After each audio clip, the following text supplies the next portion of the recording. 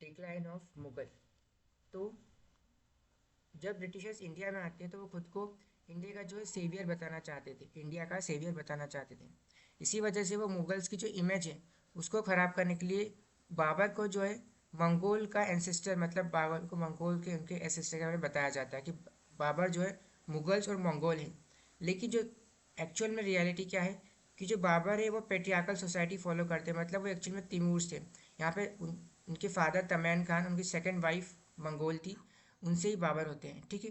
लेकिन ब्रिटिशर्स क्या करते हैं कि यहाँ पे बाबर को मंगोल बताते हैं, आगे चल के वो मुगल्स होते हैं और बाद में मुगल्स बनते हैं। लेकिन एक्चुअल में बाबर चूंकि एक पेट्रियार्कल सोसाइटी फॉलो करते हैं, वो तिमूर्स थे, ठीक है।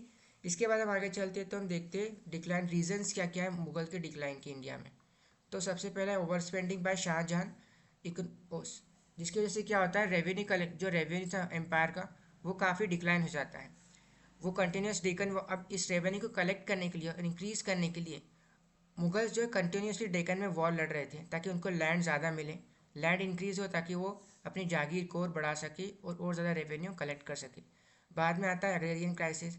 यहाँ पे टैक्स इंक्रीज कर दिया जाता है, लेकिन इसी टाइम पे एल नीनो आ जाता है इंडिया में, 4 साल तक कम से कम कंटिन्यूस एल नीनो में देखने को मिलता है। तो टैक्स बढ़ने के कारण जो यहाँ पे एग्रेरियन और एग्रीकल्चर क्रॉप प्रोडक्शन काफ़ी कम होती है और लोग यहाँ पे रिवोल्ट कर देते हैं। बाद में यहाँ पे जागीरदार क्राइसिस आता है, हमने पिछली वीडियो में देखा। रिलीजियस पॉलिसी यहाँ पे देखें तो जो औरंगज़ेब है वो जजिया लाते हैं। इस जजिया मतलब क्या होता है कि जो नॉन मुस्लिम पॉपुलेशन है मुग़ल के एम्पायर में, उनको मुग़ल और रूलर को प्रोटेक्शन टैक्स देना पड़ेगा, प्रोटेक्शन टैक्स देना पड़ेगा। इसके बाद हम चलते हैं वीक सक्सेसर। औरंगज़ेब के बाद कंटिन्यूस में हमें वीक सक्सेसर देखने को मिलते हैं। इन्वेडर्स यहाँ पे काफ़ी ज़्यादा आते हैं, for example Nadir Shah, Naim Shah, Abdali.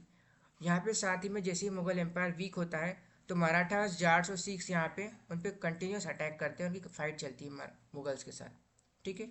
अब बाबर के बाद जो सक्सेसर्स थे वो थे बी, यहाँ पे एक शॉर्ट फॉर्म है बाजा फरमा अल शाह अक्टू बाटू, ठीक है। तो यहाँ पे बा का मतलब है बहादुर शाह, जा का मतलब है जहंदर शाह, एफ ए का मतलब है फारूक सियार, आर ए का यहाँ पे मतलब होता है लफीद दलजत और द्वाला, ये 2 पर्सन अलग अलग हैं। फिर बाद में आते हैं M A Mahmud Shah Rangila, H से आता है अहमद शाह, ए एल से आता है आलमगीर, एस एच ए से आता है शाह आलम, अकर टू से आता है अकबर टू, एंड बा टू से आता है बहादुर शाह जफर और बहादुर शाह टू।